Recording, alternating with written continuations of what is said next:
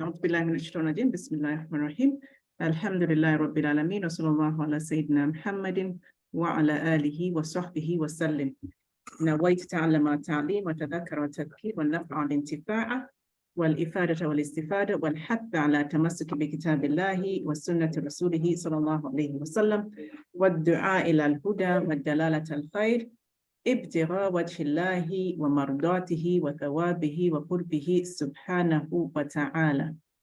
Okay, thank you very much everyone for joining today. Alhamdulillah, apologies for the slightly delayed start. There were a few connectivity issues with having to upgrade the app for many people who haven't used it before, but we'll make a start. Inshallah, if you do have people, friends, relatives, send them a message to join in so that we can all benefit from this, inshallah. Right.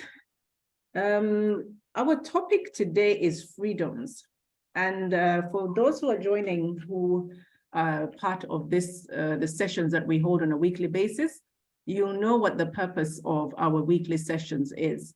And for those who are joining us for the first time, the purpose is to help predominantly teens, but young adults, learn enough about the religion to balance it well with dunya.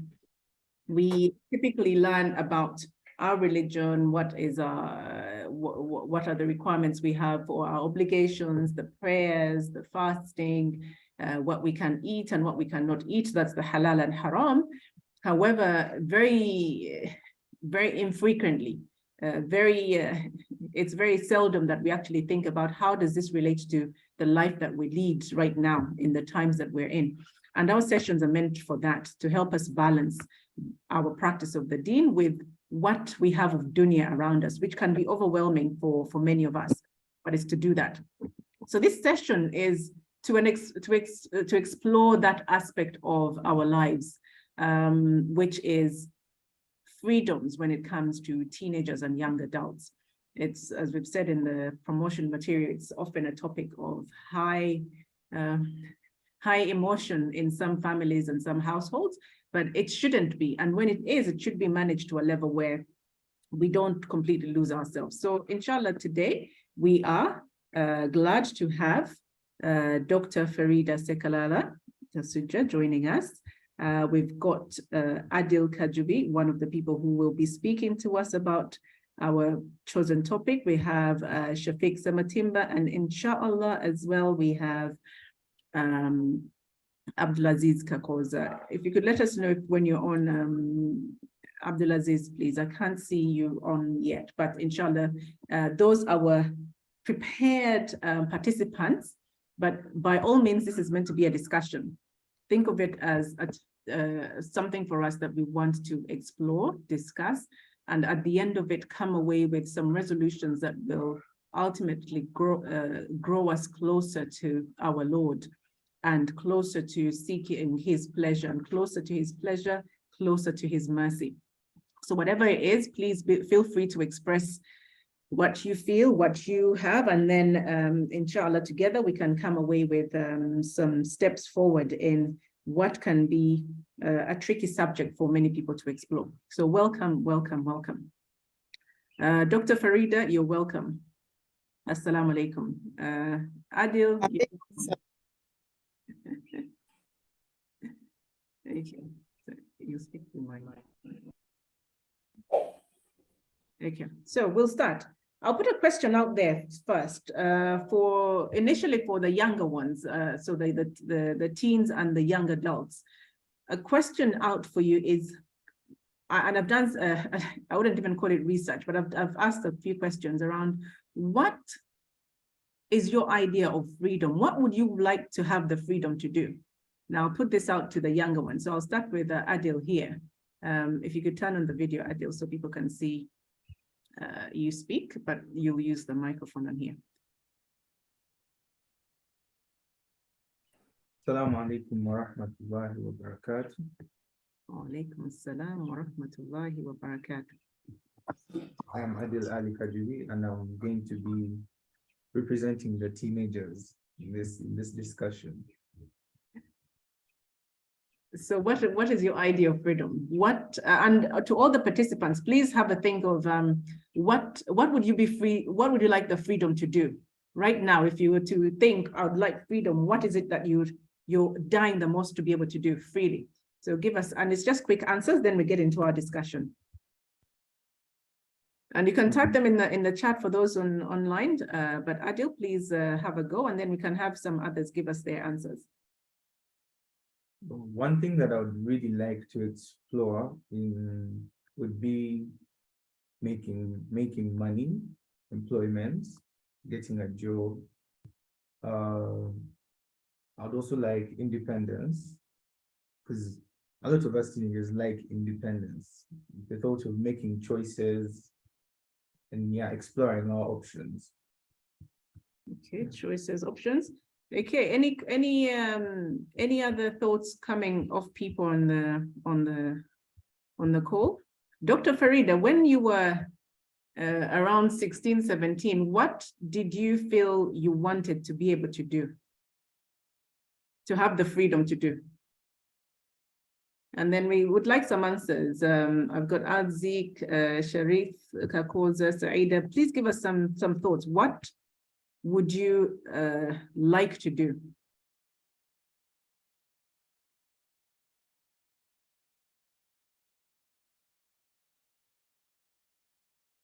If you could just take you back for the grown-ups on here, if you could take us back to your teenage years, what would you have loved to have the freedom to do? You can type it in the chat, or you can raise a hand and speak out, unmute and speak out. This is really an interactive session. It's not, we know everything and you're here to listen. I'd like for this to be an interactive session. That's when we'll get the most out of it. Assalamu alaikum wa rahmatullah. Wa alaikum salam wa rahmatullahi wa barakatuh. Good afternoon. Sorry, good morning, everyone. Good morning. I'm sorry I might not turn on my video. And I don't know whether I'm a teen as far as discussion is concerned, or I'm a young adult. But I'm 30 years old, and I would like to take you back a little in those days. I have mixed feelings about the freedom discussion. And basically, those days, I just remember two most important occasions where I felt like I should have had this freedom and it was denied. My environment was a little so controlled. I had this tough mother and father with an auntie who used to be like a policing woman, to the extent that we named her Senga Military at home. May Allah be pleased with her, because she just passed on a few days ago. However, there's a time I wanted to have a phone. I'd just finished senior 4, and I'd made a lot of friends, and at that time, friends were coming from different corners, and they would give you their numbers and you just write them on papers. So I felt like really it's the right time for me to have a phone and, try to connect with the different people. But I tried to talk to my elder brother in the presence of my mother that I would love to have a phone, trying to throw a stone in the beehive to see what comes out. I can't lie to you. The bees came out and stung me seriously. So, but I thought like that was the right time for me to have a phone. Mm-hmm. And then the second thing was when friends would organize several get-togethers, and you don't have this freedom to move to them and be with them. So every time we'll be like, "That's okay, mama," and if she allows me, I'll come. So I felt like I was denied that freedom during that time. Maybe as the discussion goes on, I'll still share my feelings of now, because now I'm a father of one. Okay. I'll still share my feelings as time goes on how, again, I feel this freedom should have been. Because, pardon? Definitely, I think that's good. Right now we're just talking about the kind of freedoms we want, but the discussion will move on to how we feel now as grown-ups, for those who are now on the other side of teenage life, how we feel about those freedoms. But definitely we'll save those discussions for then. And then we'll just read a couple here, and then we'll move into a more serious discussion. So here we have, thank you very much. From Saida Salam, would like to choose what I could study. Okay, that's a very valid one, because there's a freedom involved there.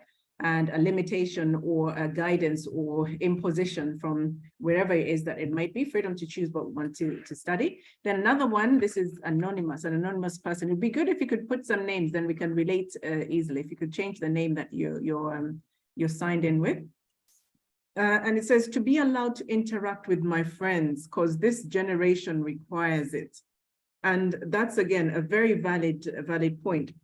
So I think I'd like to now open it up to some of the older ones, those who are past. In fact, before we even hold it there. Okay, so someone here is to have my free space, Ali Zekia, ability to make most decisions like timings to do my stuff. Okay, so we have different things on freedom.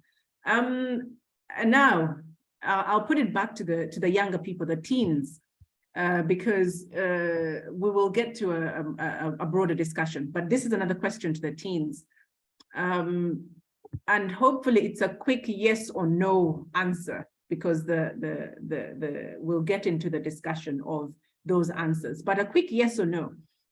The teens and the younger people on the call, do you understand or appreciate why you don't have full freedoms?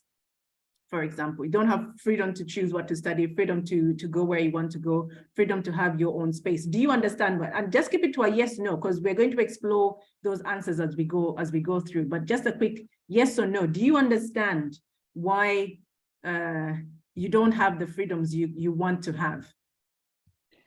For me, by then, it is a no. I didn't understand. Okay, so you didn't understand. Okay. Then here someone says, yes, we understand. Okay, now there are 2 points, there are 2 answers, and there's no right or wrong answer, because when you're a teen and you're younger, there's so many things that you may understand or may not understand. But again, I'll throw it over to Adil here. Do you understand, yes or no, whether why you don't have the freedoms you would like to have? I understand. Yes, I do. I understand. Okay, so you understand. Okay, so then another one says yes, another one says yes, my mom used to explain to me. Because it's important, because there are 2 things we have to look at when it comes to this discussion, in my view, and inshallah, that we may know why the freedoms we want are not readily available. Then the next step of that understanding is, do we like that answer? Do we like that the reasons that we've been given? Okay, that's something else entirely. That yes, do we understand the reasons we've been given? And then do we like those reasons, or do we not like those reasons? And this is something that every child, every teen has got to explore in their own way. And inshallah, the way they explore those 2 questions, do we understand why we don't have the freedoms that we have? And do we like those answers or not, will very much determine which way our life goes. And inshallah, today's session is to explore some of those things.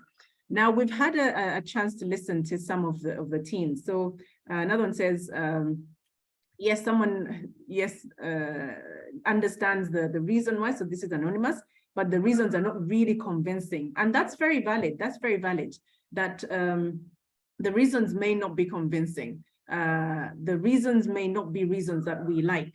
The reasons may be reasons that sound so strange and so imperfect to us, and excuses, and that's all valid. We're not here to defend anyone or any single position. It's try to understand, and then inshallah come up with approaches that will guide us better through life. So now I'll start with our guests. Again, welcome, Brother Abdul Aziz. Assalamu alaikum. We'll go to Dr. Faridah first. I'll throw this question. Do you feel it's important that that our young ones, our teens, understand our reasons for limiting the freedoms? I've dived right in. Do you feel it's important? And then alongside that, you can talk about what is freedom anyway. So in part of your answer and your introductory remarks. Okay. Assalamu alaikum wa rahmatullahi wa barakatuh. Thank you for inviting me to this talk, Sophia. And I hope that it will be beneficial to all of us, inshallah. Regarding your question, I think it's very important that the young people understand what freedom is, and I think us as parents have a very big role in trying to explain to them why we make the decisions that we make. It's important for the young people who are attending this talk today to understand that many of us tend to decide or take them through a certain journey relating to their freedoms because of the exposure that we've had, because of our upbringing, and because of our experiences. So, I've had lots I've had a few young people mention what freedoms are, and I think there's one that actually caught my attention: the importance to be accepted to choose what subjects or whatever they will study. I think that's something that us as parents sometimes don't even think about, that it's a freedom. We just tend to tell the children, some of us would suggest, some of us will impose, but freedom is it's a very, if you take the dictionary definition of it, it seems quite limited, but you realize with this generation, of course, freedom are very wide. But and us as parents, we tend to look at certain aspects. We might not look at all, but from the Muslim perspective, because of how dynamic the world has become, the young people have to appreciate that many parents really, our limitations relating to the subject are around our fears for them, not to make the mistakes that we have made, for us to, in a way, to protect them. But of course, all of us do it at different levels and in different ways.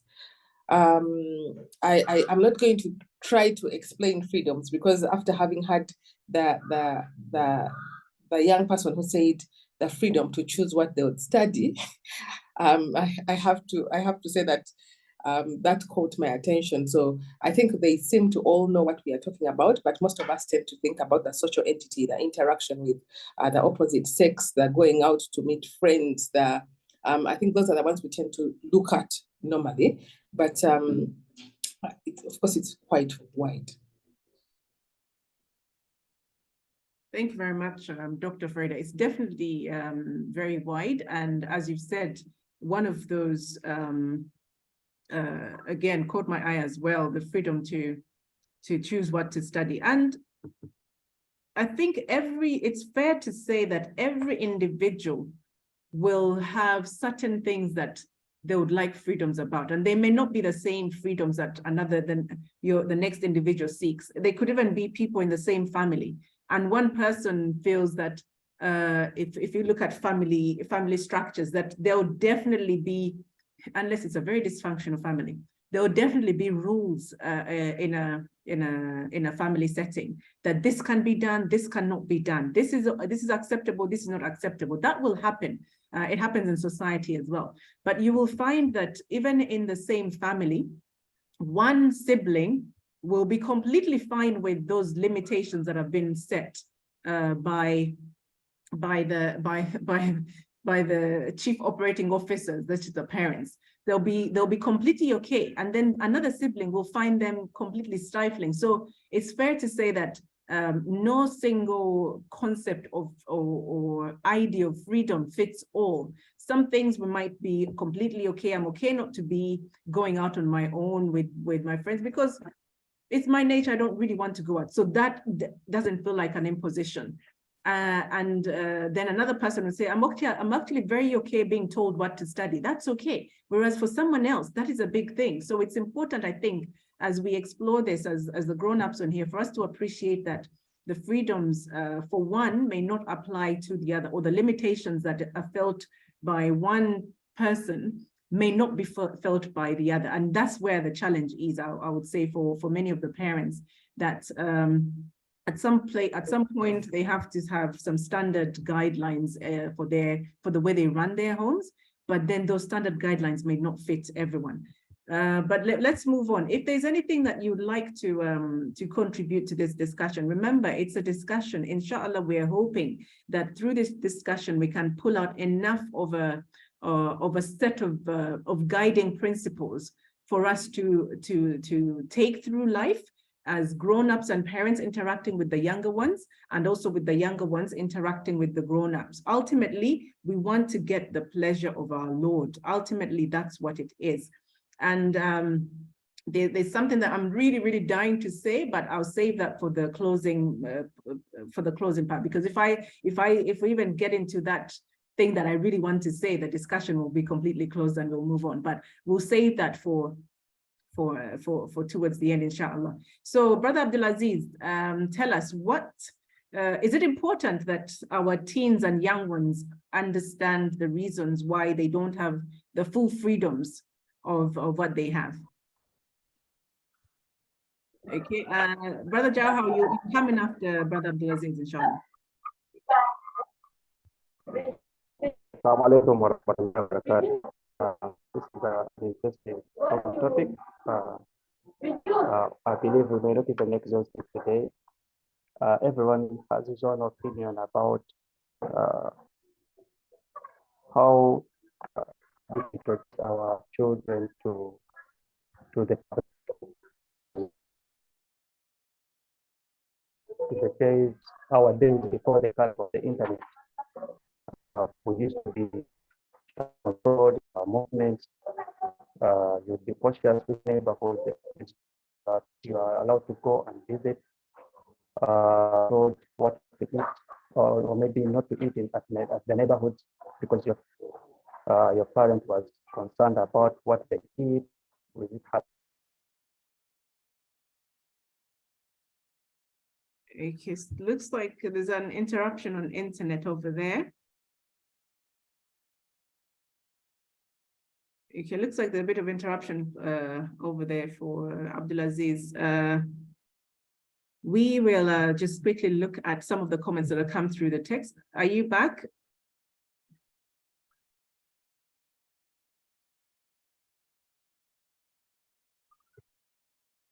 Okay, I think that may be better.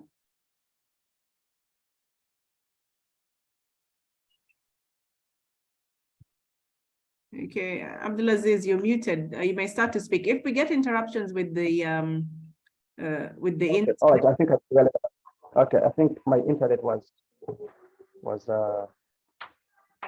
dancing around. Do you hear me now? Yes, we can hear you now.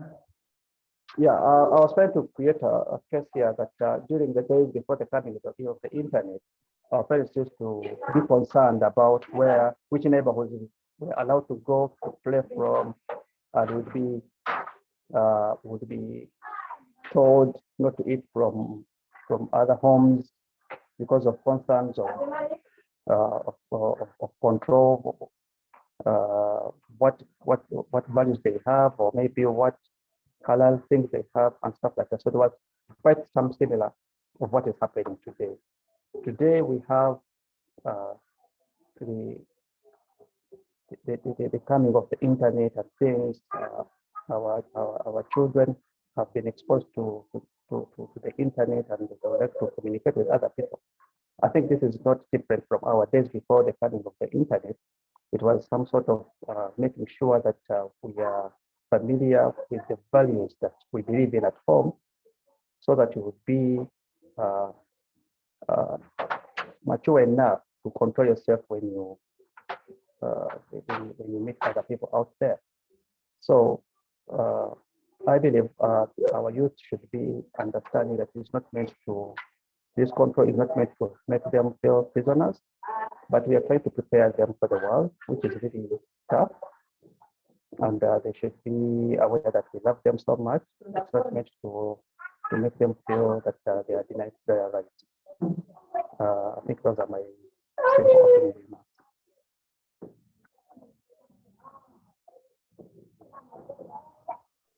Thank you very much, Abdul Aziz. Thank you for that. I think some of the closing points that you made around the teens appreciating that most of what is done is out of love and wanting to prepare them for the future. So right now, I'll read a couple of items from the chat, and then we'll go over to, I think we'll go with Shafic. Shafic, are you on? Okay, Shafic. I think I'd requested before Shafic. I don't know. Yes, Maybe okay, after yes, I did forget that. Sorry about that. Yes, I'm on. Okay. Jawhar, please. Assalamu alaikum wa rahmatullah once again. Walaikum salam wa Alhamdulillah, as I told you, I might be the person at the bridge of the adults and the teens as well. I want to elaborate something small in my own view of how freedom should be interpreted in the past, the present, and maybe the future. We need to look at maybe 3 or 4 perspectives. The fourth perspective is an optional one, and it is so subjective to the individual viewing it. But in this discussion as Muslims, we need to look at the freedom as far as Islam is concerned, and the Islamic limitations and definitions of the lives of the different people at different age groups. What is, what are the rights of a child at a certain stage? What are the rights of a youth? And then what are the rights of an adult for both sexes?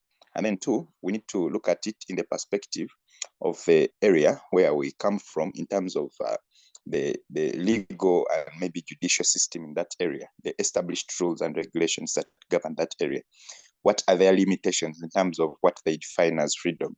Like in the past, we were denied free access to maybe social media and something like that. And it had been passed as, an acting law, and it was not so commonly easy. Like, I think it still stands for Facebook. You can't just access it like that. So people are finding their own ways to access it. So that's why I'm saying it also depends on the judicial system governing the area where we're coming from. How far do they define the freedom according to what they see? How we are conducting ourselves.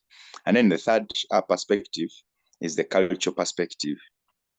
For me, Msoga, for you, Mganda, Mcholi, Mchiga, whatever, depending on the different cultural perspectives, we have what we define as freedom. I can give you an example that you may find it not so common, like in our area, for someone to own cattle, maybe before the age of 15 years. Yeah, but it could be the norm in the West that they can give you cattle immediately when you're born. People will give you gifts as cattle. But for me, my mother would be like, you get. So how does, the cultural perspective in the view of things, yeah, and how they conduct their cultural rules, or how they make them play in society to shape their people, knowing what their culture is. And lastly, the fourth perspective that I say that is so subjective is the integral part of all of them, the real view of the world. How does the individual themselves view the world? The real view, what view do you have for the world in the 3 categories of perspective? I would want to draw one example from the first perspective. I said the Islamic view.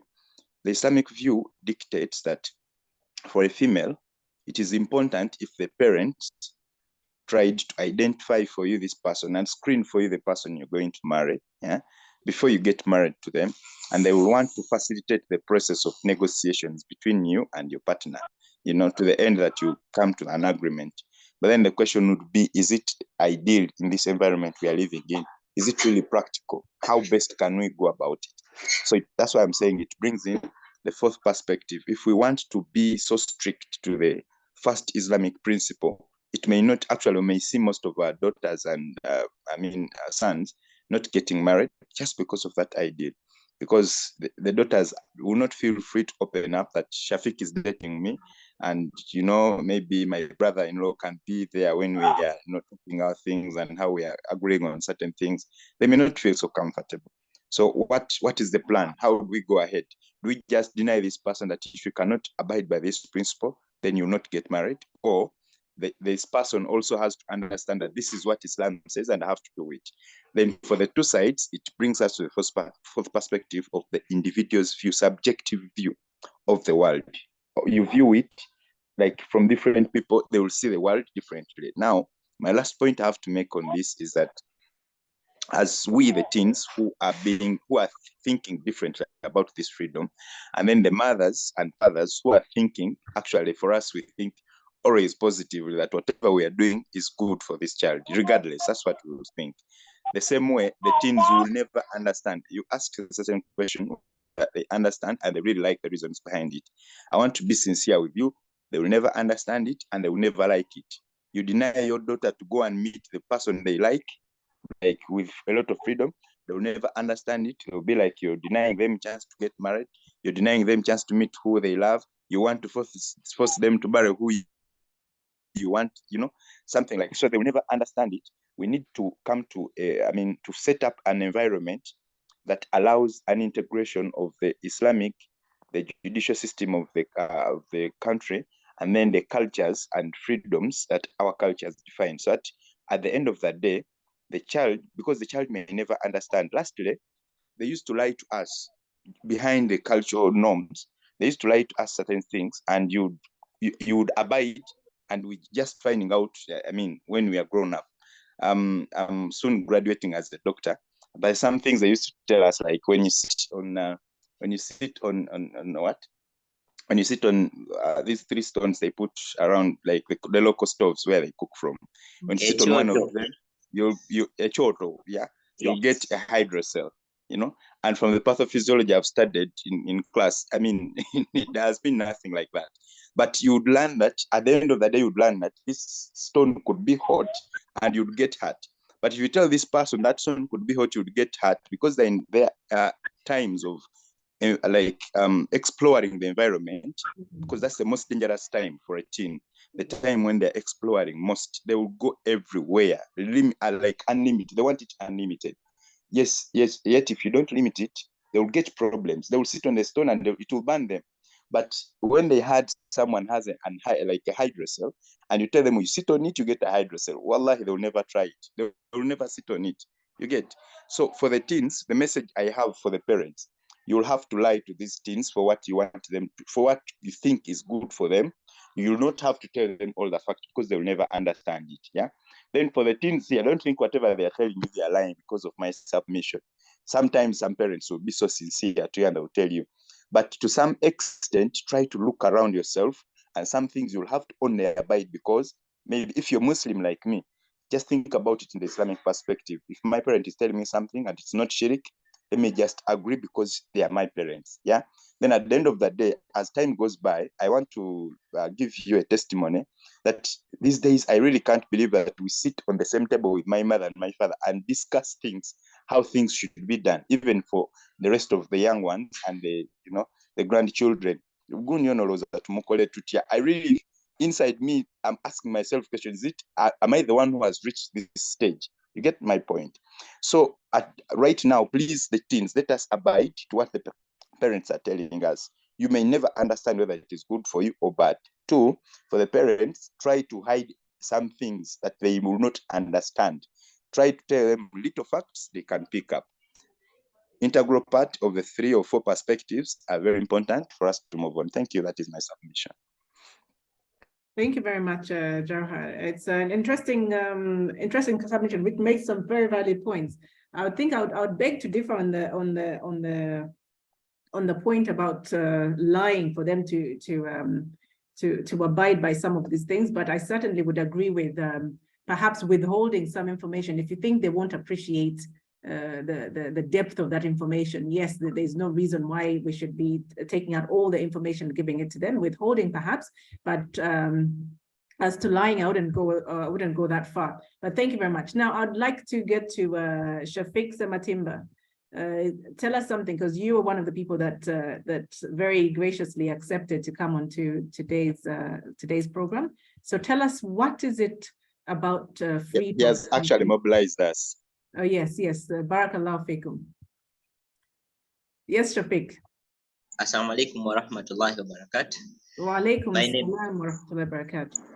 My name is Sematimba Shafic, and I'm 22 years old, a student of medical laboratory technology from Mulago.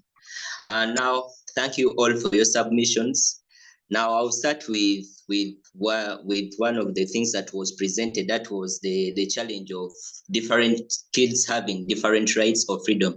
Yeah, but before I need to define the definition, like the word freedom, I think it's the ability to have a right over something.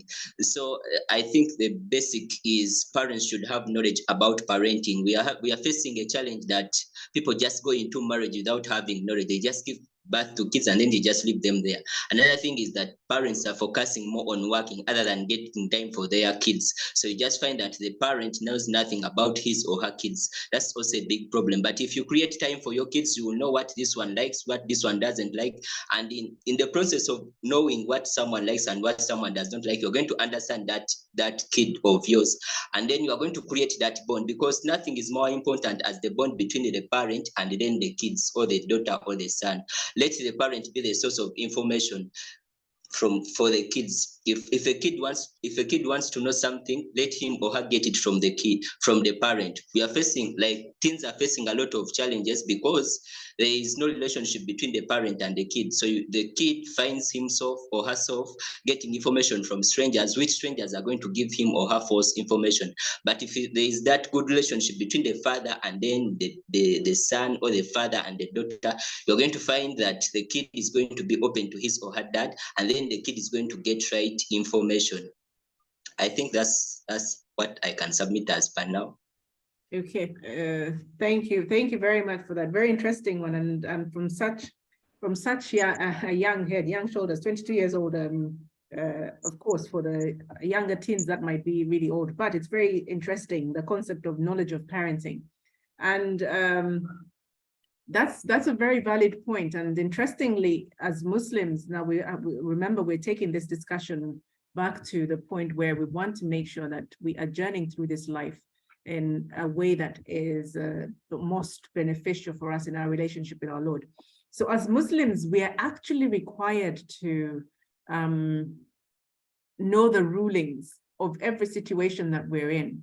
And it's taken from the instruction that Angel Jibril gave to our Prophet Sallallahu Alaihi Wasallam. The very first instruction when the revelation came, Iqra, read. And whereas some people might translate that very, very directly as read or recite, it's an instruction to seek knowledge as well. So the non-apparent understanding is to seek knowledge. So we are instructed actually to seek knowledge, and there's huge rewards for seeking knowledge. In fact, this session, such as it is has an intention to seek knowledge, that this knowledge will guide us through this journey with Allah. So on that basis, if we're to seek knowledge about everything that we're in, what is the legal ruling?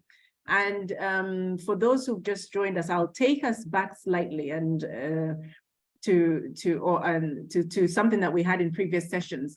Some students are on here who may have listened to this, and some people may have had this. So there are 5 rulings in general when it comes to Islamic action. So every single action, the fact that you woke up and walked to wherever you walked to, you took, you brushed your teeth, you made your salah. For Muslims, inshallah, that you made your salah, that you're sitting here, whatever it is that you've done and whatever it is you're going to do, it will fall under one of 5 rulings.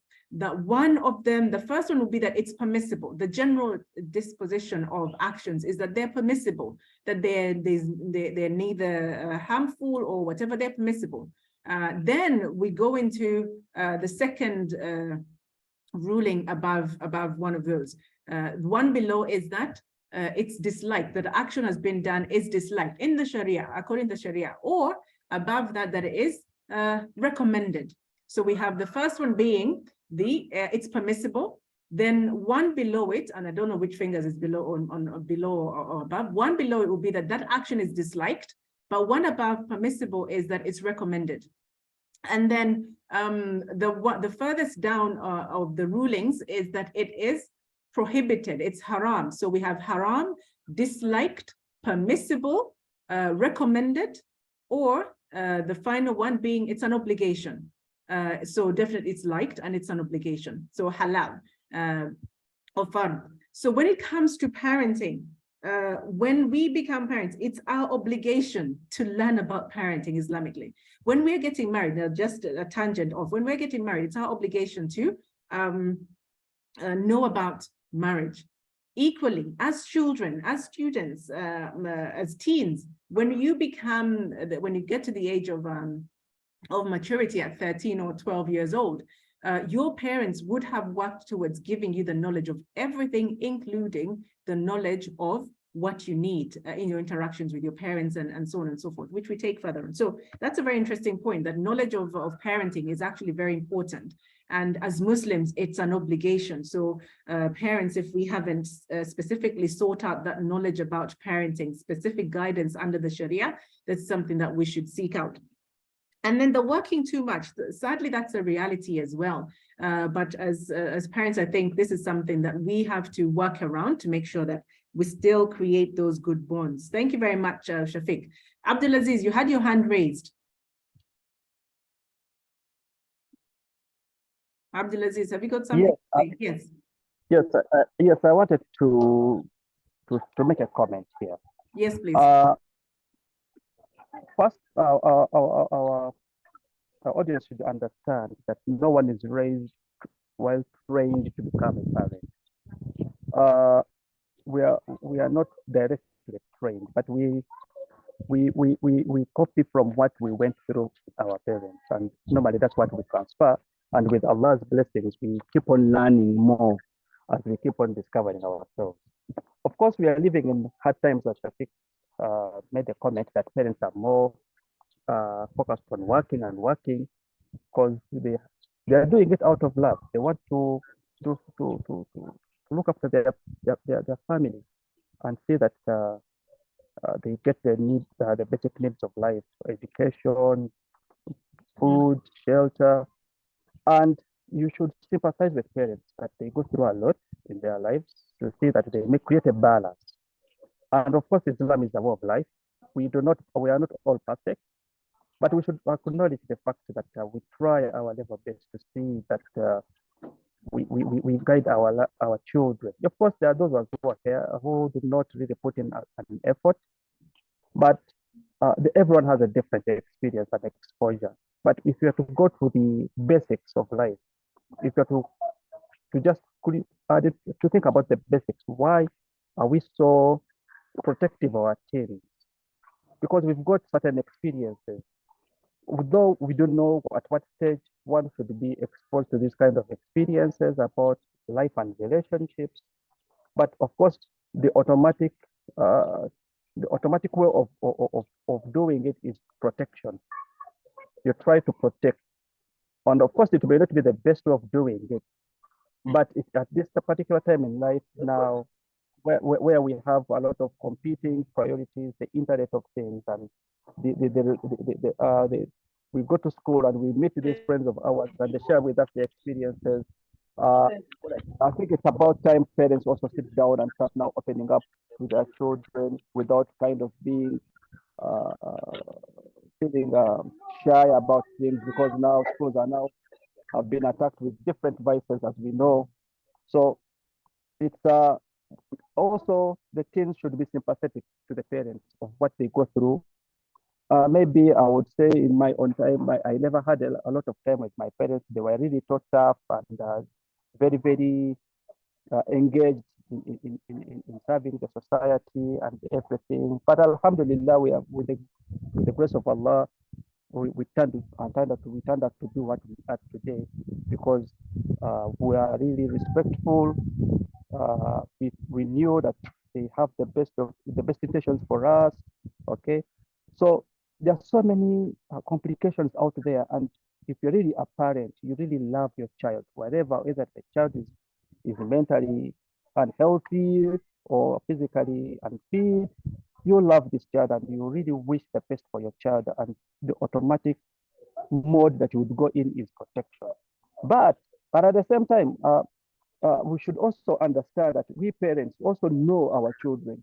You know that this one has grown up in maturity, he or she can reason well, she can identify the right and wrong priorities. So we know our children, and we know how to handle our children, some of us, but of course, all this have to go hand in hand with how the Deen is teaching us on how to handle these issues. The haram is haram, and there are consequences when you do haram. That one you should know that, like in the Quran, Surah Al-Rahman, I like this verse, Hal jaza'il ihsan illa bil ihsan, is that the act of good comes with the reward for goodness. So haram is haram and halal is halal. That is the first point of knowledge every team should know, that if it is not permissible, there is a reason why it's not permissible. Allah is not interested in us being pure. It is for the interest. We did it for our own good, okay, to benefit us. So I think I may dwell so much onto this, and I don't give other people a chance. But all in all, I can say that it's a tough discussion that we can have with our teens. The teens should also be considered with the parents on what makes them, what informs them what they do, or maybe try to understand their parents and maybe create a dialogue so that they can also get to be known better. Maybe trust can be built there, because the levels of trust are also issues where also you teens try to create that kind of conversations with your parents. Find the best way of initiating this kind of conversations, of learning. Tell me about, how does one make a choice of a partner? How did you choose dad? How did you choose mom? What factors did you consider? Okay, that kind of thing. And if you have to look at the teens of today, what do you think? What is life like today? What are your concerns? Could you have that kind of dialogue? Maybe don't wait for them to come to you. You create a way of going to them, and you try to understand, because they will have a lot of wealth of knowledge based on their experiences. Like the Arabs say, they call a person who has gone age as sheikh, because they have attained a lot of experiences. There's a sheikh of knowledge and the sheikh of age, and the age comes with knowledge. So please do not shy away from the parents. They have a lot. Go to them, create dialogue, get to understand what informs them, what they do to you, so that you can appreciate. I stop now. Thank you. Thank you very much for that, Abdul Aziz. Thank you. It will take us into a discussion later on, but what I'd like to do is ask for both I'll call them the teens, but there's some who are actually beyond teens. They're early young adults. They're at university, and so they're no longer teens. But the young adults and the teens, as well as the older, the parents, think about this question, because Abdul Aziz mentioned something about protecting, that we want to protect, as parents, we want to protect the children. But the reality is we cannot always protect. So what I'd like for us to think about, which we'll come into in about 5 or 10 minutes time, how can we start phasing out that protection? Okay, we know we're not always going to protect. How long should we protect, and how do we start unprotecting? Okay, so I'd like some of those ideas to throw about. What worked well for you if you've grown up, and what didn't work so well? So what should we be mindful of? But as we think about that, we'll go over to Adil, and I've got Hamida here as well, who've joined, and there are definitely teens. Please tell us what it is you've heard about this topic, freedoms. What makes it a challenge or a benefit for you as teens? We'll go to Adil first, then Hamida. Okay. I've had a lot, and I have quite the remarks. The first thing that I would like to talk about is getting your children to appreciate the restrictions that you're imposing upon them. And the way I see it is that you don't have to lie to them. You could be flat out open with your child, tell them that if you do this, there's going to be these kind of consequences. But then how I see that, after telling them that kind of knowledge, because you can tell them, and my mom has told me this, that you will know what to do, but your heart won't really accept it. And in my experience, the only way to get the heart to accept what your parents are telling you is through experience. Like now, for me, what has worked for me is that my parents, when I was younger, my parents would tell me a lot of things. They'll tell me a lot of bad habits. They'll tell me about procrastination and all these small things that to me seemed small. It would be like, let me say, you leave your clothes around the bedroom, and that's being untidy. But that untidiness, that's just like a frame of how the whole habit is going to look. That untidiness could lead to a bunch of other larger habits that could become a problem to you at a later stage in your life. So what helped me appreciate what they used to tell me is when I started working, when I got into the job sector, well, I'm not talking about white collar jobs. I'm talking about normal jobs. Let's say against the no sites. Now you're working at what type of site? Mention what type of site it is. Construction site. And you meet all these different types of people, and you get to see what they are doing and how they're doing it wrong. And you get to see what your parents used to tell you to stay away from and what you can do better. Yeah. And also another thing is I think with talking to your children, you also have to put them through these experiences where they can gain the wisdom behind the knowledge, behind what you're telling them. Yeah. Okay, so just one thing. How soon would you like, as a teenager, based on what you know now, how quickly would you like to have the freedom to do absolutely everything that you'd like to do? And that's a question to everyone else as well. But I'll put Adil on the spot first, then we'll go to Hamid over here. Well, I'm not really sure about this one, but what I can say is that it's best to bring it up with your parents, because remember, your parents love you and they know what's best for you. But then it also goes out to their parents. It's best to be open-minded and be approachable, because most times teenagers have a lot of thoughts, and I think it would be in their best interest if they could come and talk it out with you. That's what I also started with my parents recently, but I wish I had started it a lot sooner. Talking with your parents, asking them questions about spouses, jobs, decision making, yeah, and so on and so on. Okay, thank you very much, Adil. So that's the teen perspective. We've got Hamida here. You'd like to say something?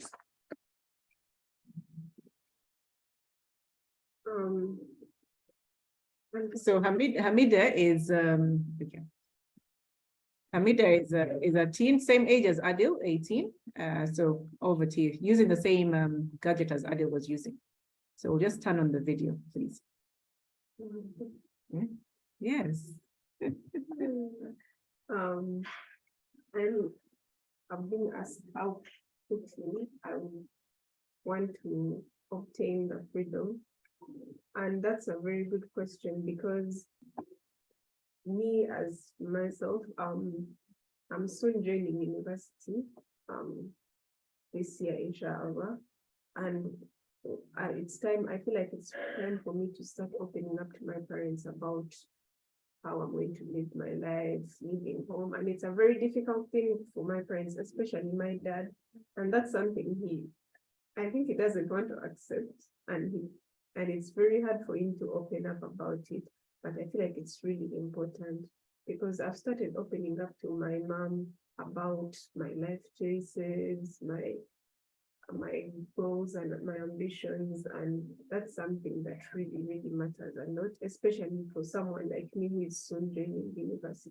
And I feel like it's very, very important, because I really never used to find the relevance in it. I used to be like, oh, I mean, I can talk to my friends about anything, but talking to your friends who are in the same pot as you, who do not know as much as your parents do, it's really, really important to open up to your parents and tell them the truth and have that interaction with them. Because as soon as I started opening up to my parents, I started realizing like a lot of things, like a lot of misconceptions we used to have, both my parents that they used to have about me and I used to have about them. And that's something really important. One challenge I have is that I don't know, I think my dad still thinks I'm 12 years old, because he's not really ready. for me to go out into this world. And me, I'm not going to say I'm excited, but I feel like sometimes I feel like I'm too ready for it, which I shouldn't be. Sometimes I get a bit excited, and that's one thing that scares my parents, especially my dad. But it's very important for us to open up about it and to talk about everything, like everything, with our parents, concerning our freedom and concerning our goals and our ambition.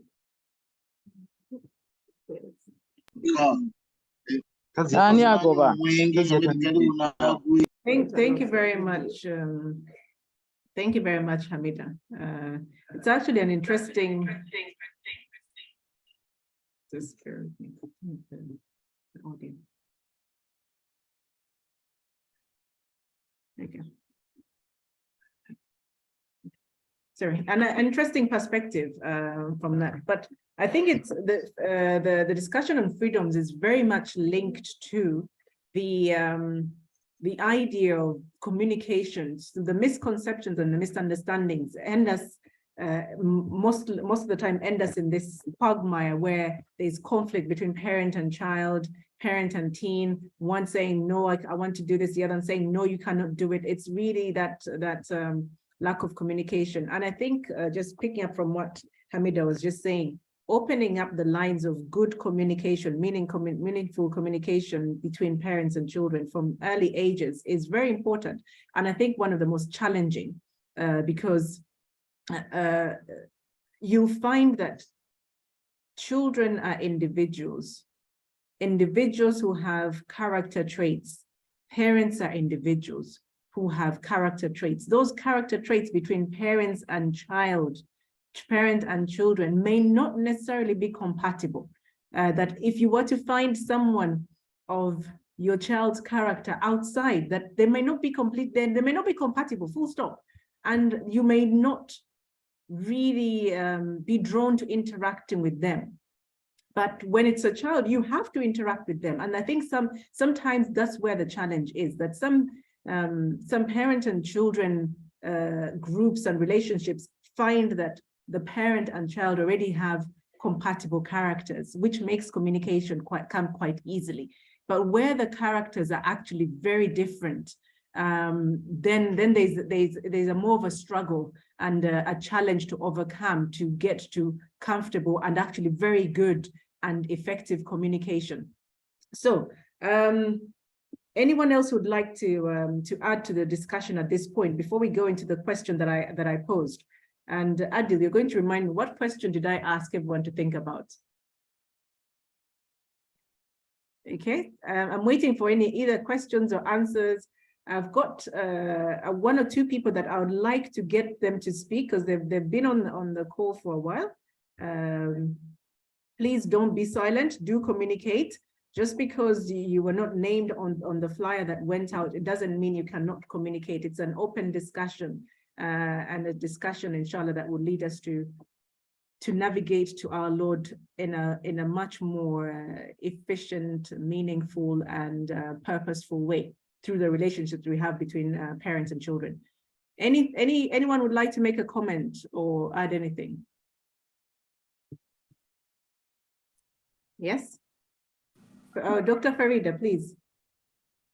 It was very interesting listening to Hamida just a few minutes ago, because as parents, normally we tend to not to want to let go. It's very difficult when you've raised someone from little and you have expectations, but university tends to be our biggest challenge. I think that big transition to where you completely lose the control over this child if they're in a different environment. And I think that's where most parents realize that there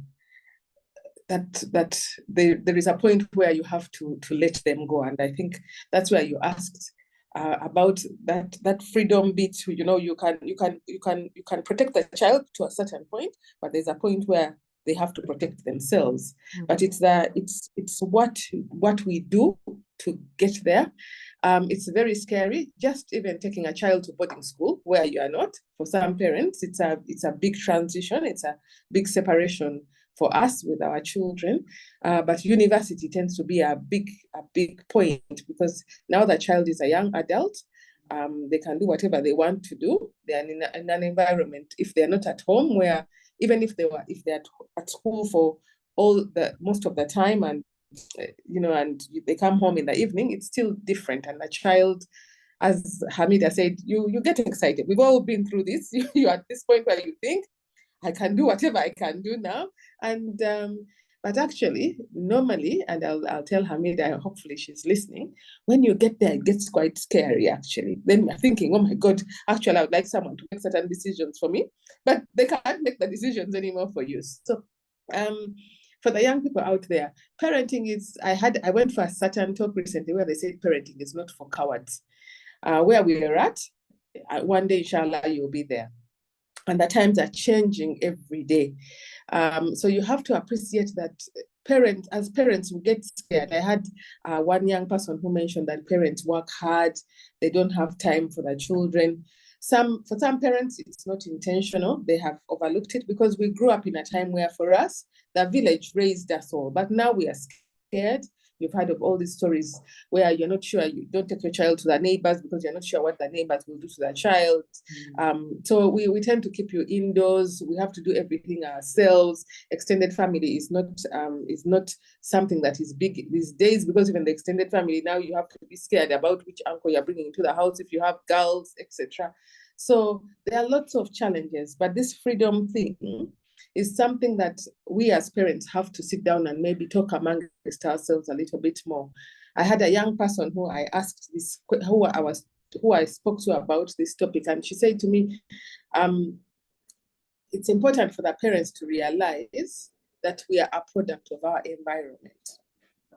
So as parents, you need to challenge yourselves to appreciate that the child is a product of their environment. If you put them in a particular school, the outcome of who they meet, what they do, that's a product. What we do at home as parents, if we are going to leave the children with the nannies all the time, or the shamba boys, and we're not there, and for us, we just make the money, give them the gadgets, all those are repercussions for us and the outcome of the child. But this freedom is a very big thing. I'm very glad that Auntie Sophie has brought it up, because you all can go back and think about it. But in truth, the teenage years seem to be very many years, and all of us want to grow. But when you get to the other side, you realize, maybe I wish I would go back to the ages where people made decisions for me. I wish I had followed this, because everything which seemed so easy and straightforward becomes something that's quite complicated for you to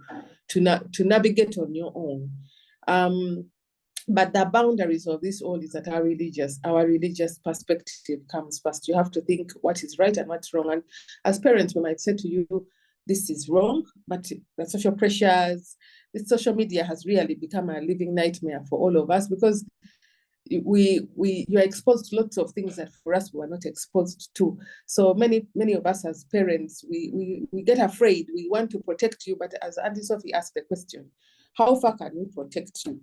We can only protect you to a certain limit, but it's nice for you to listen to these talks that come up, where these discussions are had, what the do's and don'ts relating to the religion, because ultimately, when you become a teen, when you attain adolescence, then now the responsibility of what you do is also on you. Your parent shares, but you share also, and we have to think about the akhirah also. So it's interesting hearing the young people speak. It gives you a lot of self-reflection. You're thinking, oh my God, okay.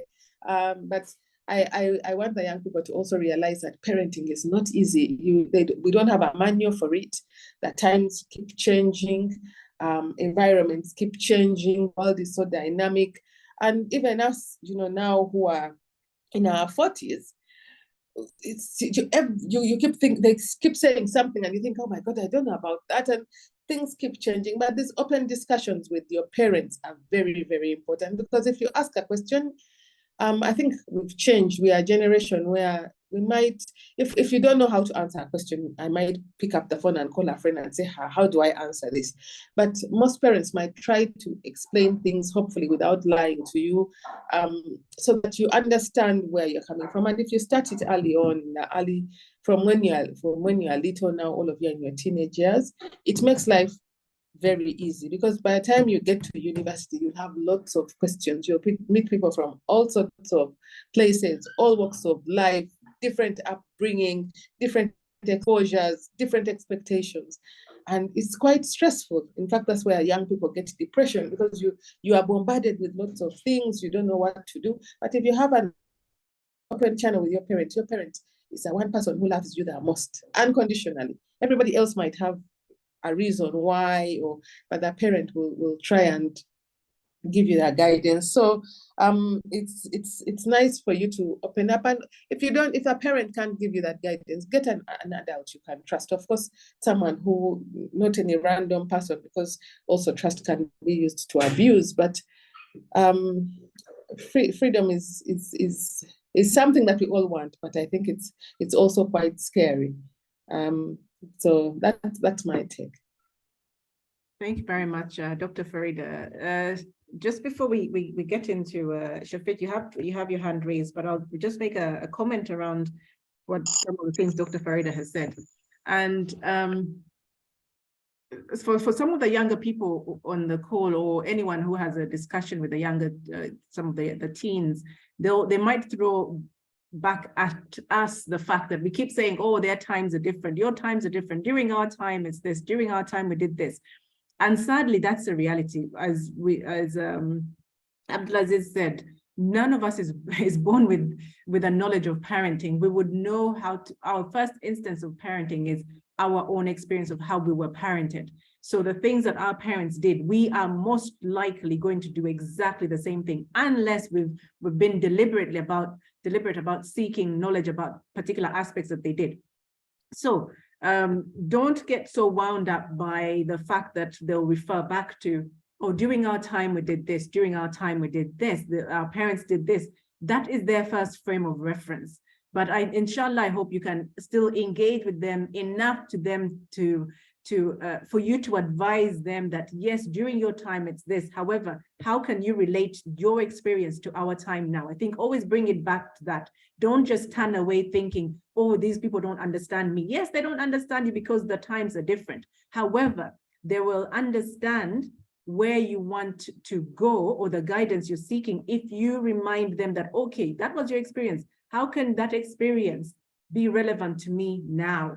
I think always turn it back, because so many times parents and children kind of get to a dead end where one is saying this was our time and then the other is saying, oh no, you know nothing about our times right now.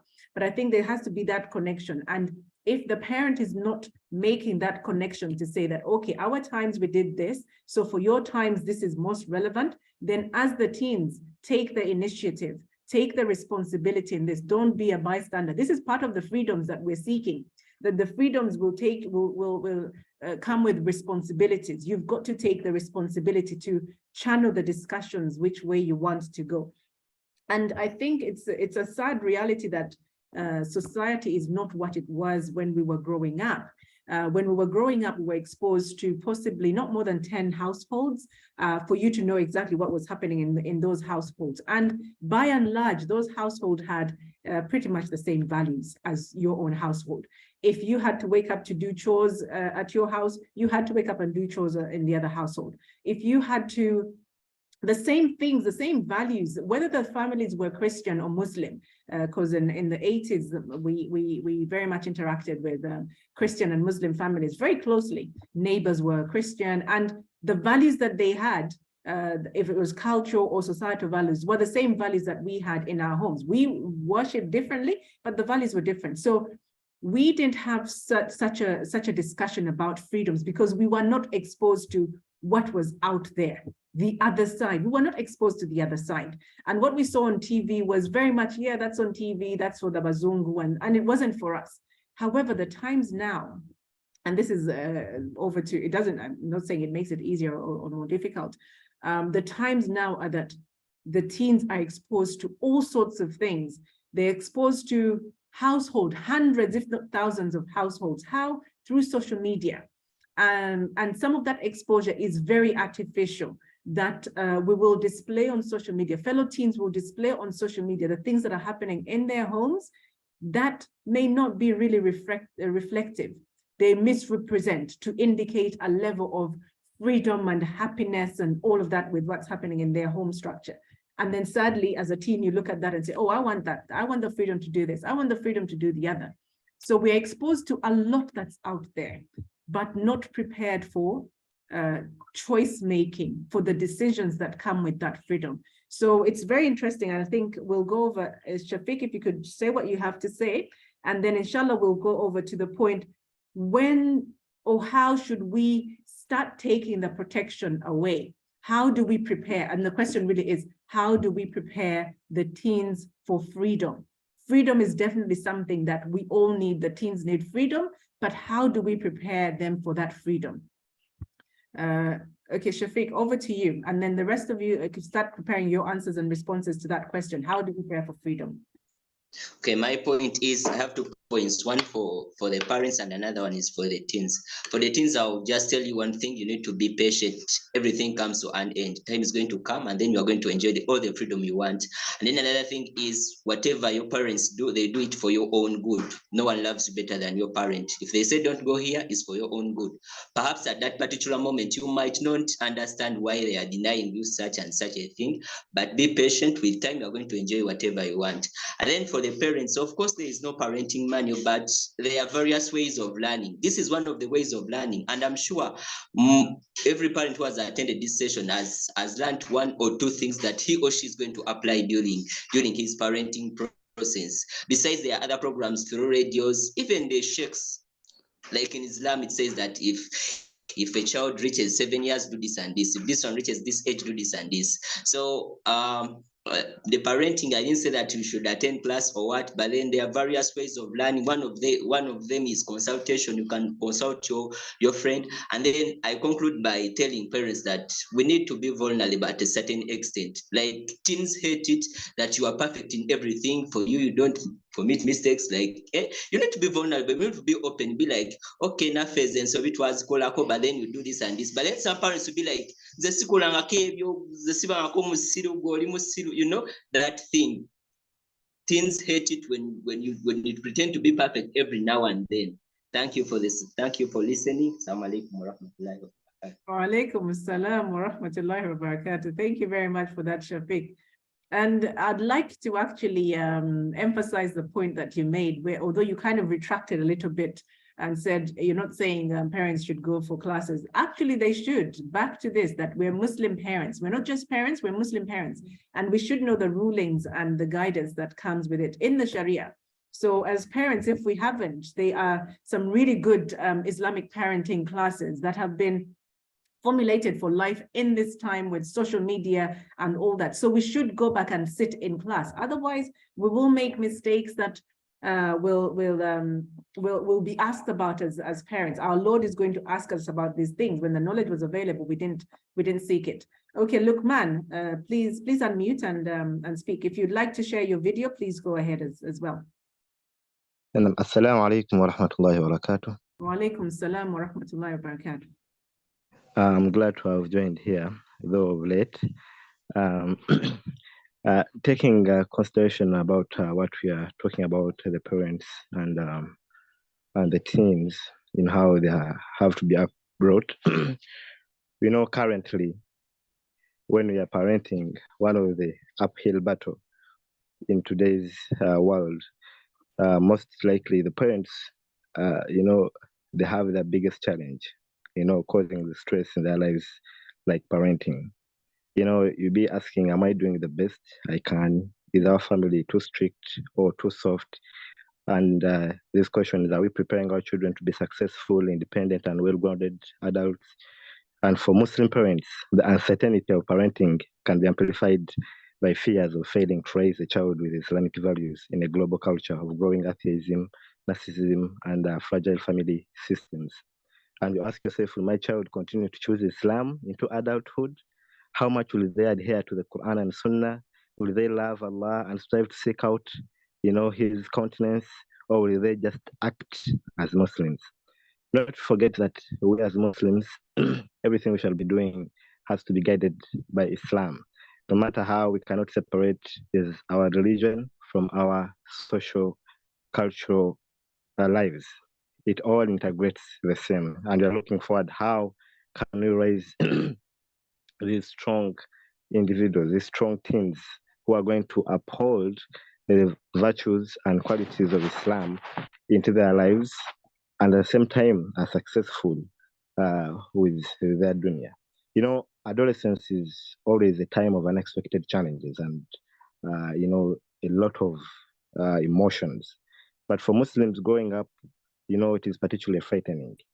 During this short period, Muslim youth are burdened with the difficult task of negotiating religious identity amidst, sometimes racial and class hierarchies, peer pressure, and religious, ideologies, faith-shaking secular ideologies. I know with this century, it is really, really hard. So we need to prepare our teens, first of all, on the grounds of religion, and putting them a self-struggle regarding the struggle against the self, controlling their passions, and then having to endure all the junks which can be brought within the society. I think with parents, one thing that we should identify is going back to our roots. Despite that each parent takes some lessons from how they were parented, we also need to go back to our roots and know, we as Muslims, how should we raise our children? And then we need to prioritize our goals. You need to prioritize your goals, as we know that this world, obviously, it's going to end. And we are not only the parents at this particular moment. There are hundreds and thousands of parents out there. So you need to set your goals right, and what do you want for your children? How do you see them? And then at the same time, you need to bring these children, these teens on board. Let them understand. I think inshallah we shall be sharing something about self-determination theory and psychological needs, where we see that teens mostly need to do things that they themselves internalize and understand, not something that is forced on them, not something that is obscure. They need to know and understand what they're going into. And so we're saying that when you're trying to socialize your children into all these aspects of life, you need to explain to them, to know what is the ground reason for them indulging into certain actions. Why are they doing this? Why are you doing this for them? Once they understand the reason behind what is being done for them and why they are doing something for themselves, then most things will be easy. And you pray for them, and you sit down and you discuss. It's no longer that thing of Havana, and we are facing a bigger problem of the media, the peer pressures, and all these kind of sources of information. So if you're not going to allow yourself to lower your ego and allow yourself sit with the children, your teens, and make them realize the situation within reason, then you may not be doing a good favor for your children. Inshallah, I'll not prolong from there. Hopefully, we shall be in touch with other questions. Assalamu alaikum wa rahmatullah. Wa alaikum assalam wa rahmatullahi wa barakatuh. Thank you very much, Luqman. Very wise words from the wise Luqman. Thank you. So we've got something here from Hamida, but first let's answer the question. How long should we protect for one? When do we start easing on that protection, and how? So anyone who's had some thoughts on this, when or how? I think, firstly, I would like to say, it seems like there's consensus that there has to be protection. There has to be a limitation of freedoms based on the discussion that's going on. I was prepared to hear comments from all ranges of that discussion to the range that there should be complete freedom for children to do whatever they want. Alhamdulillah, we haven't gone down that route. We are, because it would have taken a bit longer to explore and get around to why Islamically we wouldn't accept that as a position, full freedom from very, very early ages. So I think there's consensus that there needs to be some protections. There has to be some protections, but when do those protections become detrimental to the development and achievement of the students? And then also, when do we start easing off on these protections? Right, raise your hand if you have something to say. We'll go with Adil first. Adil, please go ahead. I say how we can approach this, or how parents can approach it, is by, first of all, getting a strong ground for your child's responsibility.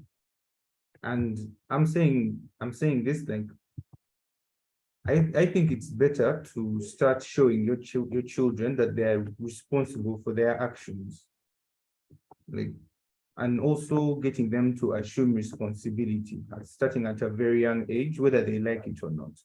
Because at some point they're going to be on their own in the world and they will have to be responsible. And also, I think it's best that you look at it from an Islamic perspective, whereby in Islam, we know that a person is no longer a child as soon as they hit the early teenager ages. For boys, it's usually 15, 16, and for girls, it's usually much younger than that, around 13. I think it's best that we also take into that perspective. Okay, thank you very much. Thank you very much, Adil. Anyone to add to those? Shafiq, yes, please go ahead. So we've had from Adil. So Shafiq, how and when do we start lowering these protections, and how do we ease out of a life of full protection? Maybe I can start by how do we protect. I think the best protector is Allah. Yeah, we can protect them by making du'as for them, teaching them Islam, how to pray. And then, as I said, a good relationship between them. We create a good relationship between the parent and then the daughters. We can lower the protection upon seeing that they have started understanding. Like, I think by the time someone reaches 18, someone is understanding if you have groomed him or her well. More so if that someone has Deen within him or herself. That's my submission. Okay, thank you very much for that, Shafiq. Anyone else who's got something to add to that? Please go ahead. I think there's no right or wrong age for you to lower your guard in terms of protection. I think different children will mature differently, dependent on the environment that they are in. But there are ages where you know that you cannot have as much control over the child. So, for example, the transition from secondary to university, that you will not have as much control. But I think it's very parent-oriented. I mean, it's very parent-based and you have to know your children well. If you don't know the children, then you won't know, who can be more responsible compared to the other. But as the previous speaker said, a lot of this, we just have to make a lot of du'as, because even the person who you think is very responsible, who you think, it's okay now, we know that they are grounded and they'll do everything as we expect, it might surprise you. But the point also that you made, where you have to have a very good relationship with the children, makes you understand more where they are coming from and explain to them. But even us as adults, we still are protected by our parents. I want these teenagers to know this, that we still have guidance from them. We still have, even you are put aside about your parenting of your own children by our parents. So this journey doesn't stop. I think it stops when someone dies, really. So I know we talked about teenagers, but there are some of us continue to have these who are fortunate, and we appreciate it as we grow. So there is no, I don't think there's an age where you say, oh, this person is, you continue to guide them in certain ways. It might be not telling them who to be with, where to be, but guidance continues through our lifetime. Okay, thank you very much, Dr. Faridah. So we'll move forward. There was a hand that was raised, and was it Shafic? Is there a Shafic on the call? No, it wasn't Shafic. No. Who raised? Oh yeah, Sharif. Sharif. Yes, please go on, Sharif. Bismillah, alhamdulillah, ma ba'd. Assalamu alaikum wa rahmatullahi wa barakatuh. Wa alaikum assalam wa rahmatullahi wa barakatuh. Thank you for the wonderful submissions. I support the current speaker. She talked of the dua, the relationship, and like I'm quite sure there is no age that we should stop the protection. There is no age. But still, I urge the parents who are here at least to slowly expose the children, the kids, to some of these things, like going for outing. It can be a parent to start it. A parent can take the child for an outing, such that at a later age, when this child is taken for an outing, it is not something they have not experienced before. So I also urge the teens who are here, like you should create a bond, not with only the parents, but with the teachers, because some parents are really hard. You should create a bond with our seniors, like you can have friends who are seniors. They will always be on you, like they will always tell you the facts. Thank you, I submit. Thank you very much. Thank you very much. Thank you very much, Sharif. That's an interesting point. We'll go over here to Hamida. Hamida had some comments to make. If you could start to speak. Yeah, Hamida.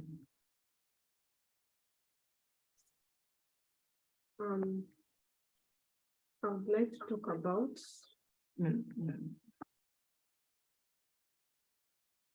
why parents should be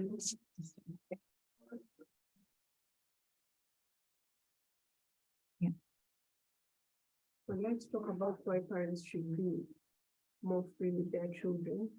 I think it's really important because we need guidance from our parents as much as we don't realize that. One thing that made me really close with my parents, especially last year, is the fact that I was finishing high school and I was preparing to go to uni, and I'm still preparing to go to uni. So a lot of times I would sit down with my dad or my mom and we talk about like their university experiences, their high school experiences, and like what they expect of me. And I think it's very, very important. But the most thing that I feel like prepares us to be free and independent is our religion, our Deen, because I feel like if I wasn't raised in an Islamic environment, both at school and at home, it would be a very difficult decision, because if you have nothing you stand for, you're going to fall for everything when you go into the outside world. Because my religion keeps me, it sets the guidelines, and it's not just guidelines, rules, and regulations, it's also a lifestyle as well.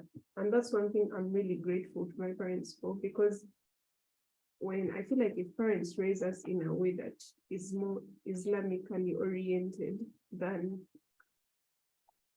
the worldly way, but I feel like if our parents raise us now that's more Islamically oriented, it makes us more comfortable, and it makes them comfortable as well to give us that freedom and let us go in a more comfortable way, both for us and for them.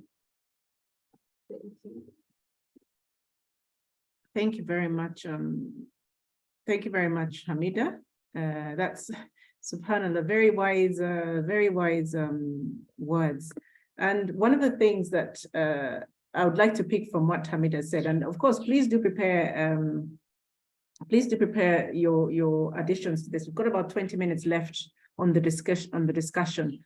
How and when, or how do we prepare to release that protection? I think I'd like to then also add my own remarks to this. I've mostly been facilitating the discussion, but some of the remarks I had, and this is something that came up, the reason for the topic came up a few weeks ago, where there was a discussion on freedoms around mobile phones. This is, of course, most of these discussions happen on WhatsApp, and discussions over, is it okay to give a teenager a mobile phone, at what age, and so on and so forth. You know how it goes. And this is the comment that was made on one of the groups I'm on. It's like, no, I'm definitely colonial. I will not give my children a mobile phone until they're 18. And that's a parenting style, that there's certain things out of fear, we set certain limits. And this has come out through the discussion today, that most of the limits that are set by parents for their children, you'll find the odd sadistic parent, but those are very few, very hard to find. But most of them it's actually out of fear and concern, for they've experienced life, they have seen what has happened to people that didn't go down the right path, and they know the indicators of a particular path. So they'll set down limits where they're hoping that this will protect. And it's really out of that love and protection that Abdul Aziz spoke about. So then the question is, we can't always protect the children.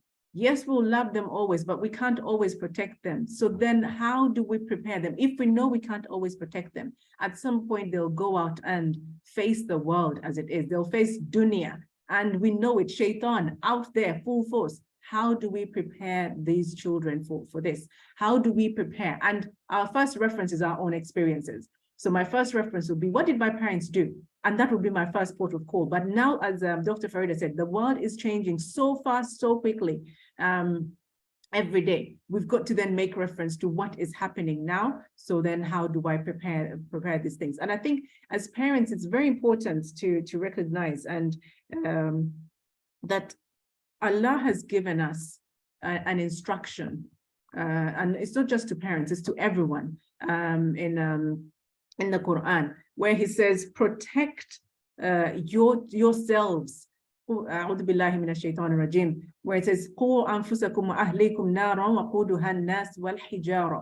or protect yourself, or you who believe, protect yourselves and your families from the fire, whose fuel is man and stones. So as Muslim parents, I think there's even an added layer of protection that comes in when they recognize that they want to protect the children and family members from the fire. And what is that? What is that fire? We know that obedience to Allah, doing actions that are pleasing to Allah, will lead us to protection from the fire. So sometimes as parents, we become even overzealous. In addition to the freedoms around social gatherings and outings and access to gadgets or not, and what to study, we will have considerations for protection of religion.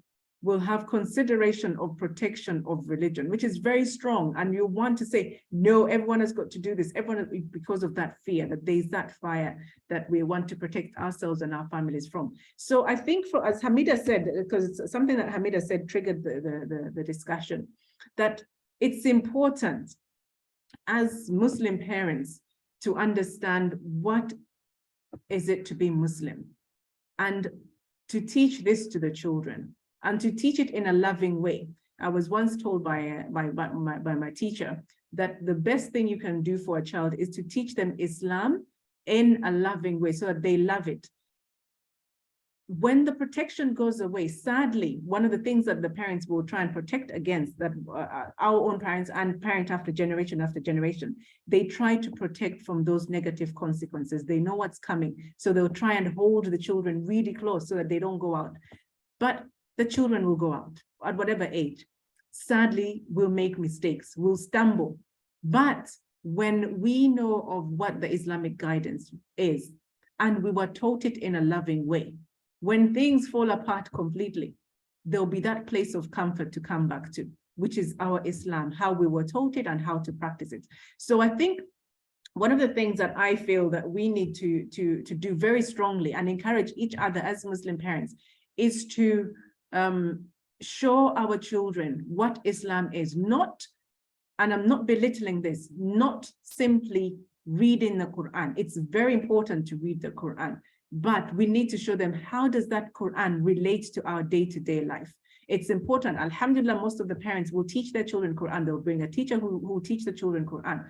But most of the parents, then we haven't gone that step to show Islamically, this is what we do. This is how we interact. When we have visitors, this is what we do. When we're thinking social gatherings, this is how we make considerations as to whether or not to participate in that social gathering. So that then, and as it's been mentioned by the teens, alhamdulillah, mashallah, the teens we've had on this session, you've had some really good reflections on your own and started to think about some of these things.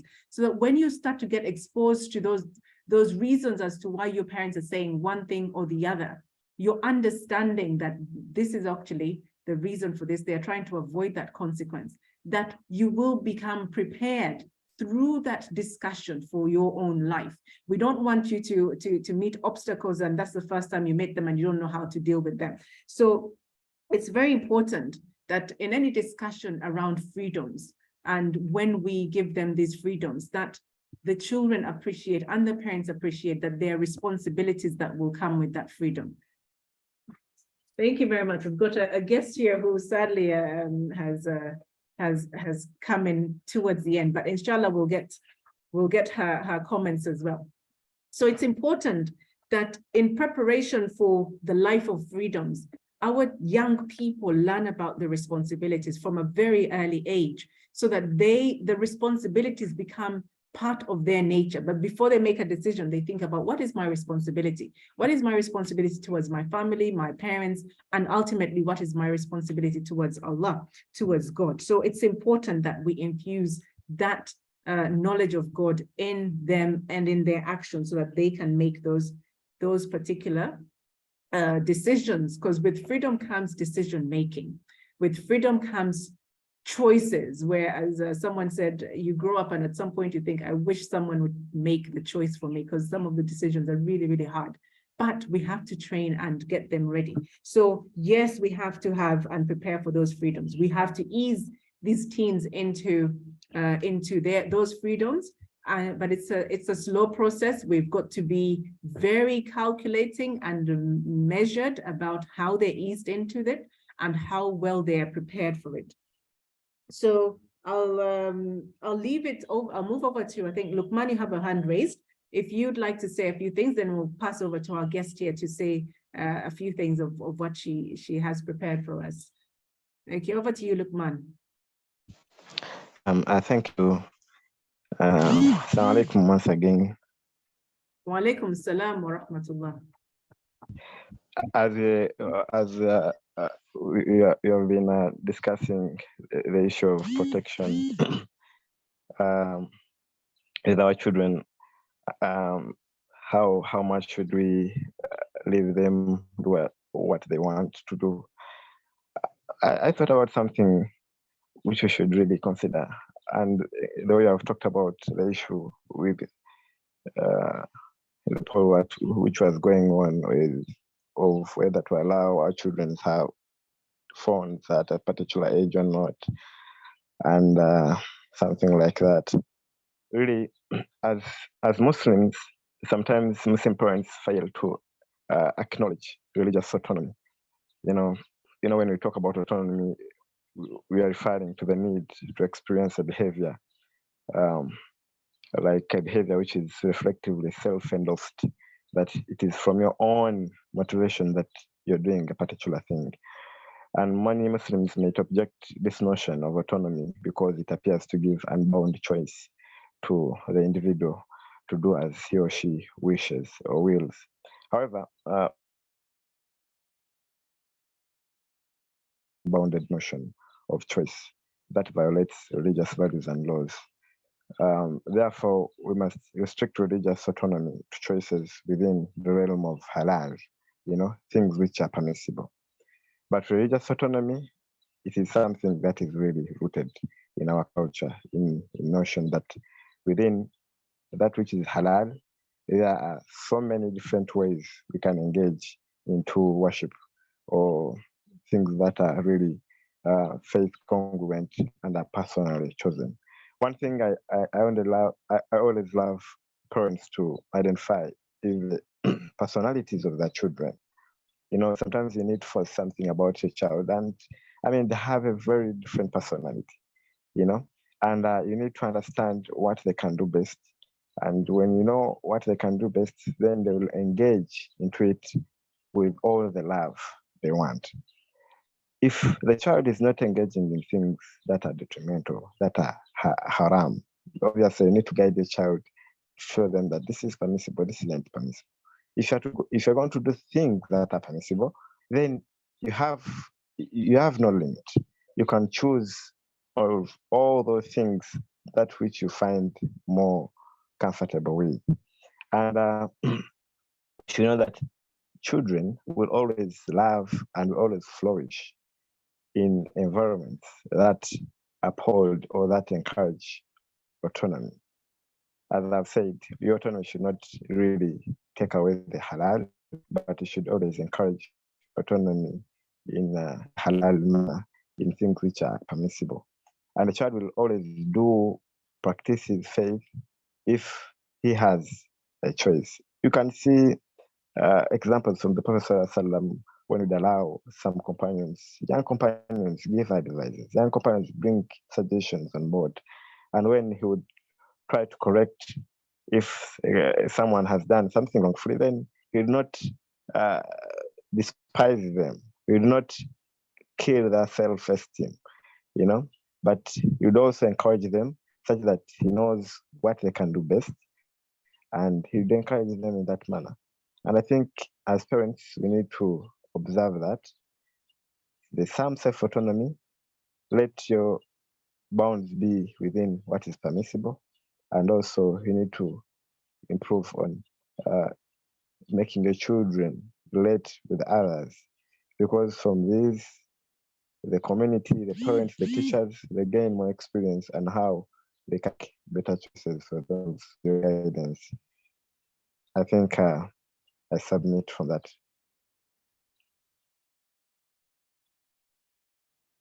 Thank you very much, Luqman. Thank you for that. It's very important, some of the things that you say, understanding Allah's limits. And these, sadly, we have to make sure that we understand them from a very early age. It's very difficult to impose Allah's limits and the concept of Allah's limits upon a 15-year-old if all the time they've been free to do whatever they wanted to do, whether or not it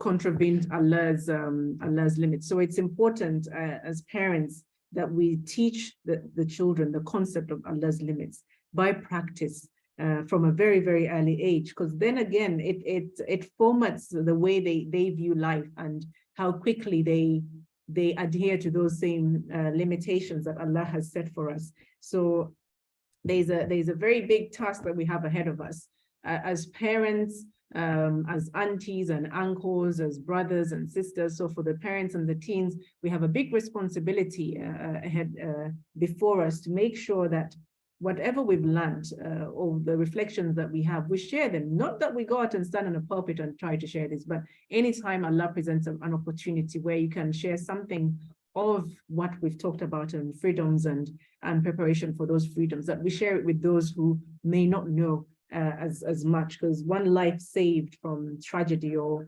spiritual tragedy is a whole nation saved. So we have to make sure that we take the opportunities to guide when we have. So I'll move over to our guest here, Aisha Nabukera. She's got one or two things to say. Allah prepared it that you would not make it on time, so don't feel so bitter about it. But inshallah, do share whatever it is that you have for us here. Assalamu alaikum wa rahmatullahi wa barakatuh. Wa alaikum assalam wa rahmatullahi wa barakatuh. So, as a teen, from my perspective, I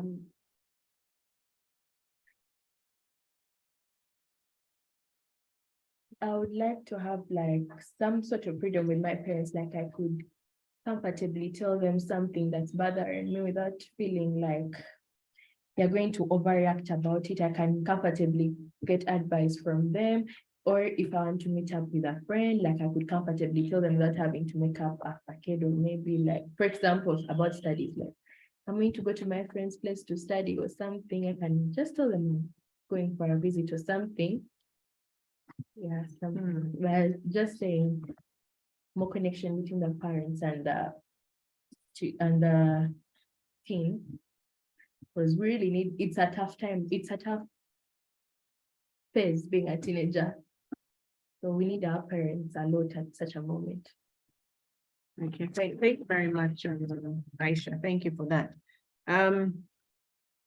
I think that's one of the things. Well, if there's anything that we've picked up from the session here for us to make it successfully through the life with teens and parents, is to open up the communication. Once the communication is there, the good communication is there, then it's easier to understand why certain things are being done. And also that coupled with a knowledge of Allah, the teen and parent is able to, as first of all, for the parents, they're able to always make sure that they're measuring their reaction and their action to what will be pleasing to Allah. But then for the teen, where all these hormones are raging, it's very easy to feel that I'm the conqueror of the world. But if you have that relationship with the parents, then the knowledge and awareness of Allah, then it's easier to tame down the responses to when the freedoms are being limited, and they will inevitably be limited. Allah himself has given us limits. Although Allah says there is no compulsion in Deen, meaning you can do whatever you want. No one is forced to do anything. But later on and throughout the Quran, he tells us, remember the day that we're going to meet him. So he tells us on the one hand that there is no compulsion, do whatever you want, you can do whatever you want. Effectively, he says, the choice is yours. But then he reminds us that we're going to meet him. So this is something I feel that we should be engaging our children in, the concept that yes, at some point, you will do whatever you want. At some point, you will make whatever choices that you want.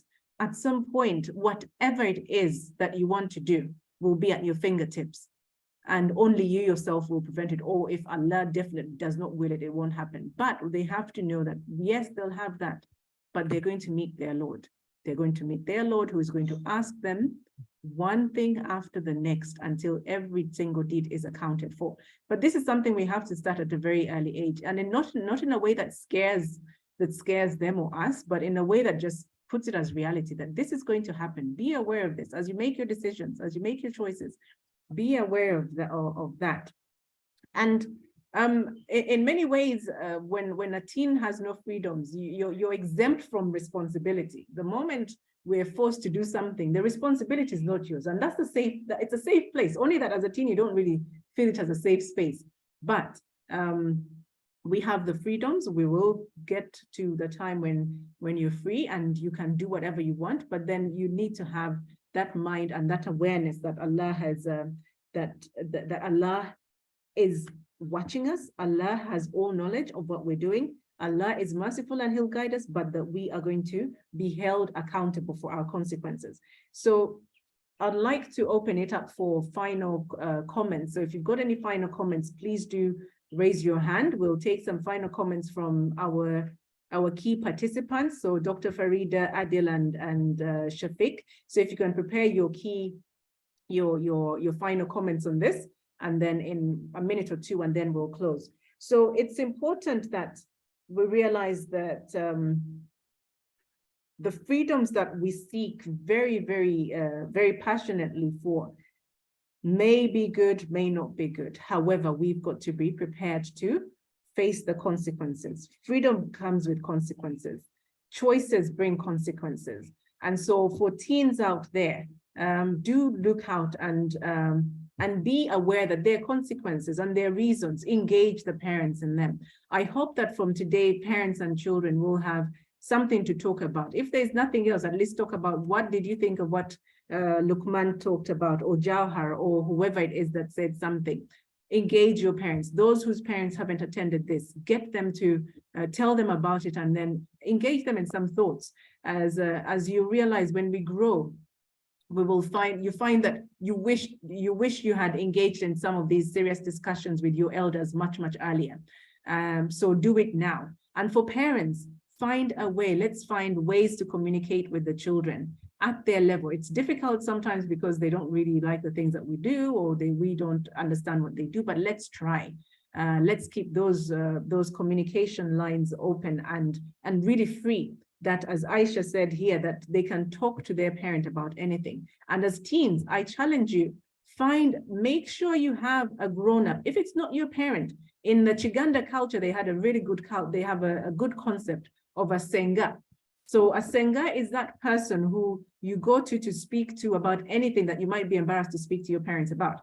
But anyway, senga or not, if it's not your parents, find a grown-up that you trust, whose Islamic status you also believe is pleasing to Allah, because it's important to balance it this way, that you see from their behavior and their actions that they are seeking Allah's pleasure in what they do.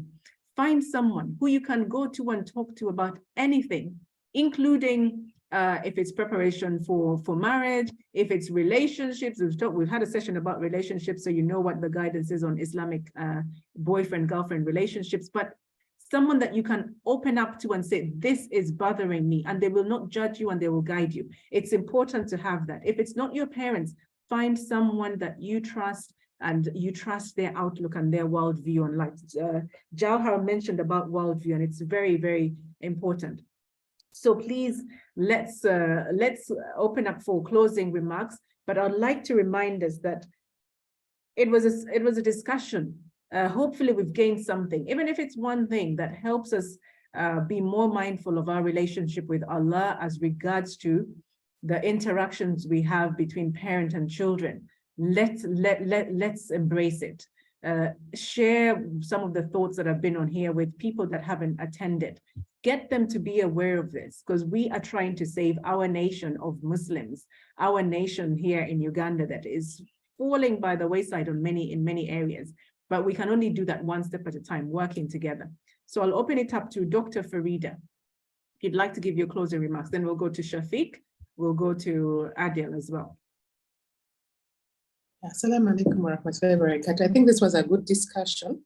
I think the biggest, the point that comes through quite a lot is that the parents, as we as parents need to talk more, have discussions with children. Now the children, of course, it depends on the upbringing you've had in the house. Some parents tend not to speak to their children, but you'll forgive us again, it's normally relating to our upbringing, but people can change.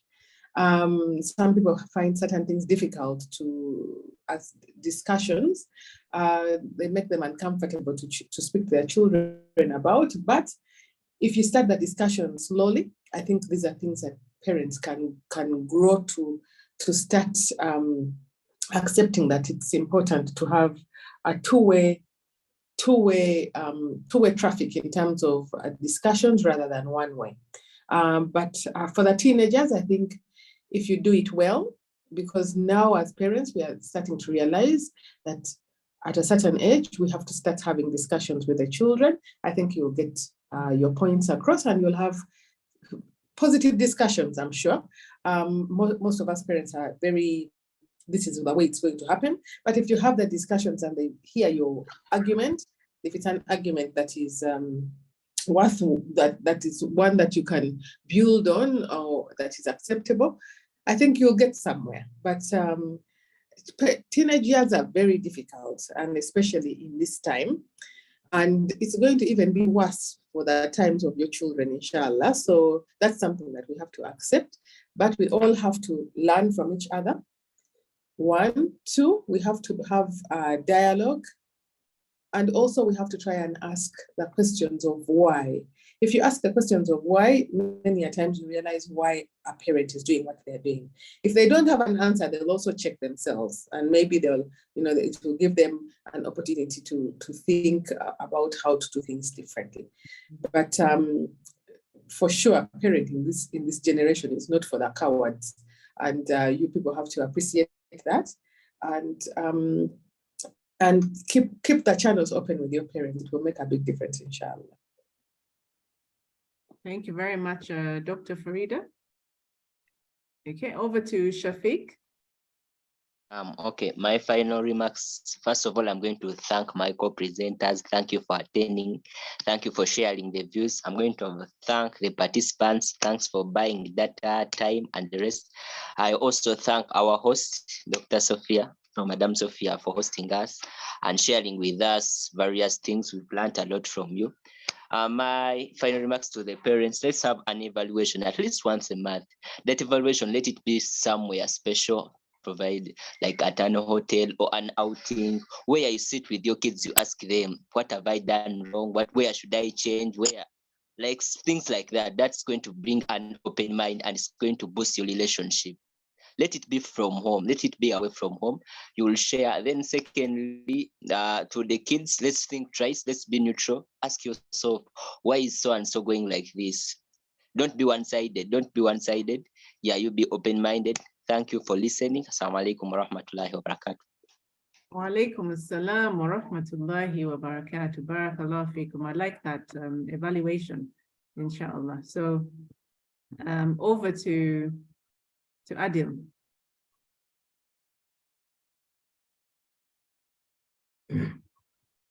I'd like to thank all of you for attending.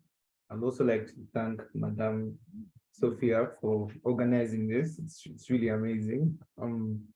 My closing remarks would be two ways. One would be for the parents, and another one for the teenagers.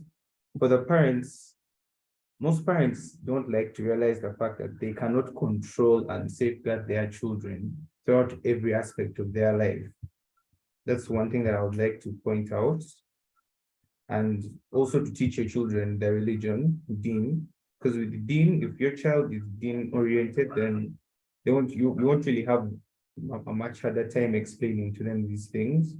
And for the teenagers, I would like to say that it's in our best interest to try as hard as we can to break through these communication barriers and start opening up to our parents about a few things. And eventually, step by step, we'll start to talk about the bigger things in life, like decision-making, talking about spouses and all that. Yes, and I'd also like to be on Auntie Faridah's side about the two-way street. I think it's the best way to do it, to approach the whole parenting thing. Okay, thank you very much. Thank you, Adil. Alhamdulillah, we'll end it there, but let's close with knowing that nothing is easy. We've got to make lots and lots of dua. We've talked about lots of things. I hope that we picked something that we can learn and practice. It might be one thing at a time until we can practice all these things, but the intention is that let's make the intention to make better relationships with the children for the sake of Allah, to guide them better, and also to fulfill our responsibilities better. As parents, as teens, our responsibilities to Allah. Let's make that intention. Intention is the mother of all actions. We are rewarded based on our intentions. Then let's make dua. We'll set out on a course that I want to go on a trip and evaluate with the kids on how things are going. The intention is there, but if we don't make dua, it will not happen, or it may not turn out the way with the best intentions. It might not turn out with the best way. So let's make dua. Let's not forget making dua.